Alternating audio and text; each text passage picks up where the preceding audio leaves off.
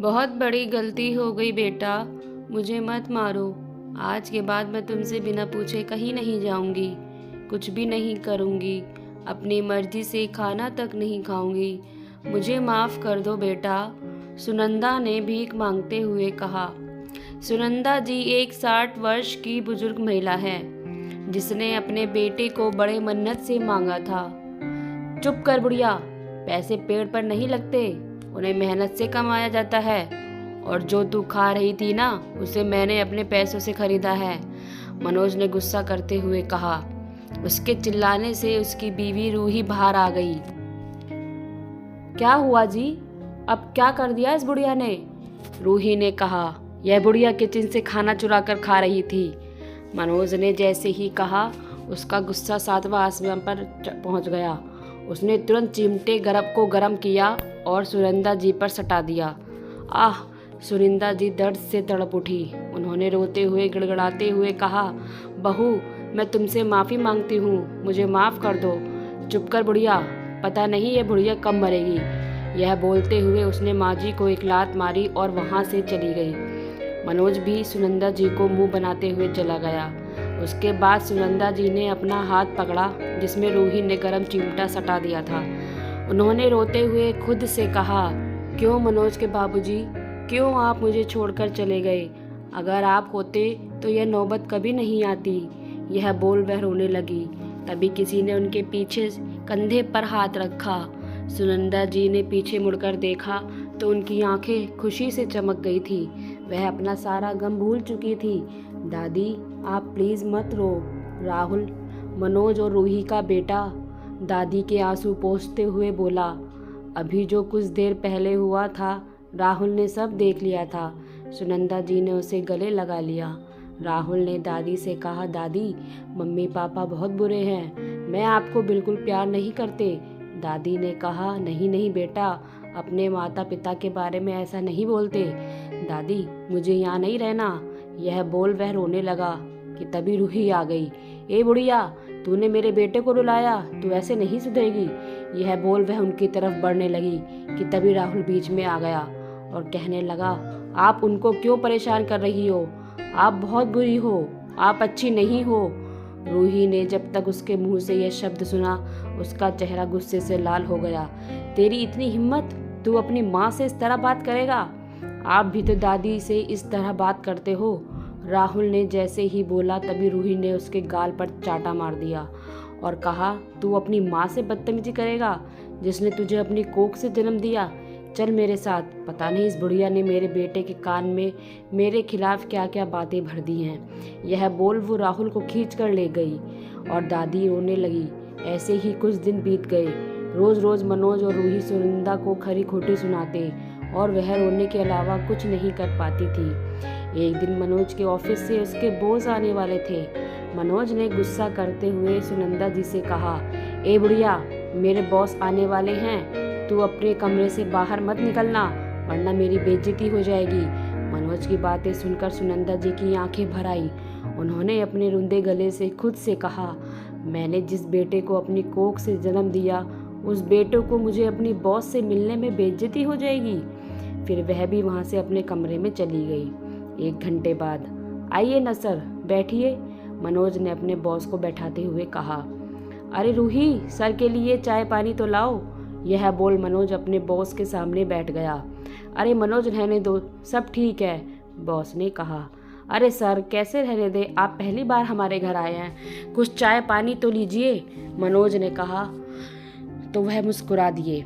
तभी मुस्कुराते हुए रूही वहाँ नाश्ता लेकर आई। नाश्ते में समोसे, कचौरियाँ, जलेबी और बहुत से सामान थे। यह सब राहुल छुपकर देख रहा था। उसने खुद से कहा, मम्मी पापा दादी को यह सामान खाने भी नहीं देते और अंकल को इतनी अच्छी अच्छी चीज़ें खिला रहे हैं। उधर रूही और मनोज अपने बॉस की खूब खातिरदारी कर रहे थे। करते भी क्यों ना, मनोज को उनकी गुड बुक्स में जो आना था, ताकि उसे जल्दी प्रमोशन मिल जाए। अरे श्रवण, तुम्हारी माँ कहाँ है, दिख नहीं रही, बॉस ने चारों तरफ नज़र घुमाते हुए कहा। वह वो मंदिर गई हैं पूजा करने, मेरी माँ को पूजा पाठ में बहुत विश्वास है, मनोज ने कहा। रूही ने भी उसकी बातों में हाँ मिला दिया। ओह, अच्छा लगा यह सब सुनकर। और फिर वह आपस में बातें करने लगे। उधर सुनंदा जी बिस्तर पर लेटी हुई थी। तभी अचानक से उन्हें खांसी शुरू हो गई। उसने अगल बगल देखा तो बिस्तर के पास वाले टेबल पर पानी रखा हुआ था। वह उठकर बैठने लगी, उससे जग धीरे से उठाया और गिलास में पानी डालने लगी। तभी उसे मनोज की कही हुई बात याद आ गई, मेरी बेइज्जती हो जाएगी। उसके कानों में वह आवाज़ गूंजने लगी। तभी अचानक उनका हाथ लड़खड़ाया और जग जमीन पर गिर पड़ा। डर के मारे कांपने लगी। बाहर खड़े लोगों ने जब यह सुना तो वह चौंक गए। ये कैसी आवाज़ थी? बॉस ने खड़े होते हुए पूछा। कुछ नहीं सर, मनोज ने हकलाते हुए कहा। बॉस ने उसकी बात सुनी नहीं और वह उस तरफ बढ़ा जहाँ से आवाज़ आई थी। अब तो जैसे रूही और मनोज की सिट्टी बुट्टी गुल हो गई। रूही ने धीरे से मनोज से कहा, अब क्या करें हम? अगर आपके बॉस को पता चल गया कि हमने उनसे झूठ बोला तो आपको जॉब से निकाल देंगे। मनोज ने उसे चुप रहने का इशारा किया। उसे कुछ समझ नहीं आ रहा था कि वह क्या करे। जब बॉस ने सुनंदा जी के कमरे का दरवाज़ा खोला तो वह हक्का बक्का रह गया। वह जल्दी से भागते हुए सुशीला जी के पास गया और उन्हें अच्छे से बैठा दिया। माँ जी, आप ठीक तो है ना? हाँ बेटा, सुनंदा जी ने कहा। मनोज, तुमने मुझसे झूठ बोला था और तुम ऐसा कैसे कर सकते हो अपनी माँ के साथ, जिसने तुम्हें पाल पोस कर इतना बड़ा किया? तुम सिर्फ नाम के बेटे हो। तुम्हारा काम बिल्कुल रावण की तरह है। जो इंसान अपनी माँ की इज्जत नहीं कर सकता, मैं उसे नौकरी नहीं दूंगा। सर प्लीज़ ऐसा मत कीजिए, मनोज गड़गड़ाने लगा। पर बॉस ने उसकी एक न सुनी और बॉस वहाँ से चला गया। मनोज का गुस्सा 7वें आसमान पर था। तेरी इतनी हिम्मत, तेरी वजह से मेरी नौकरी चली गई, यह बोलकर वह अपनी माँ को मारने लगा। मुझे माफ़ कर दे बेटा, मैंने जानबूझकर नहीं किया, यह बोल रहे दर्द से तड़प उठी। राहुल यह सब देख रहा था। उसकी आंखों से आंसू की धारा बह रही थी।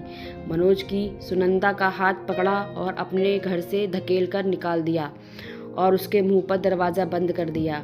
नहीं बेटा, ऐसा मत करो, मुझे माफ़ कर दो, मैं कहाँ जाऊँगी? यह बोलकर सुनंदा जी दरवाज़ा पीटने लगी। तभी रूही ने अंदर से कहा, तू झन्नुम में जा बुढ़िया। सुनंदा बाहर बैठी बैठी रो रही थी। 5 घंटे बीत गए पर किसी ने दरवाज़ा नहीं खोला। सुनंदा धीरे से उठी और बेसुध रोड पर चलने लगी।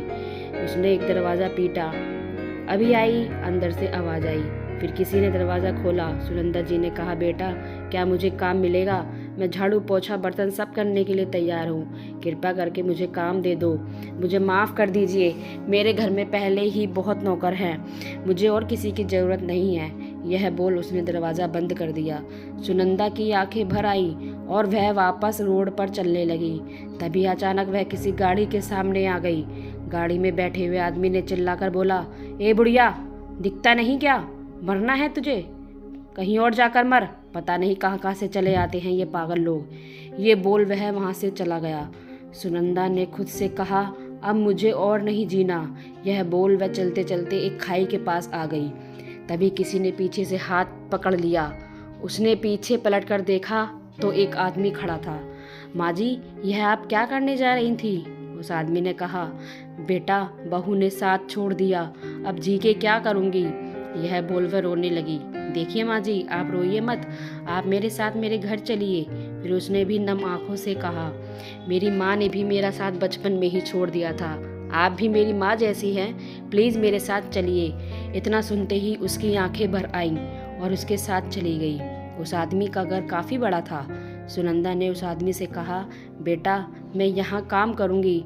माँ, आपका यहाँ बस एक ही काम है, मुझे ढेर सारा प्यार करना। बिल्कुल, मैं अपने बेटे की तरह प्यार करूँगी। यह बोलते हुए अंदर दोनों चले गए। कुछ दिन बीत गए। सुनंदा जी राघव को ऐसे ही एक माँ की तरह प्यार करती थी, जिसका वह हकदार था।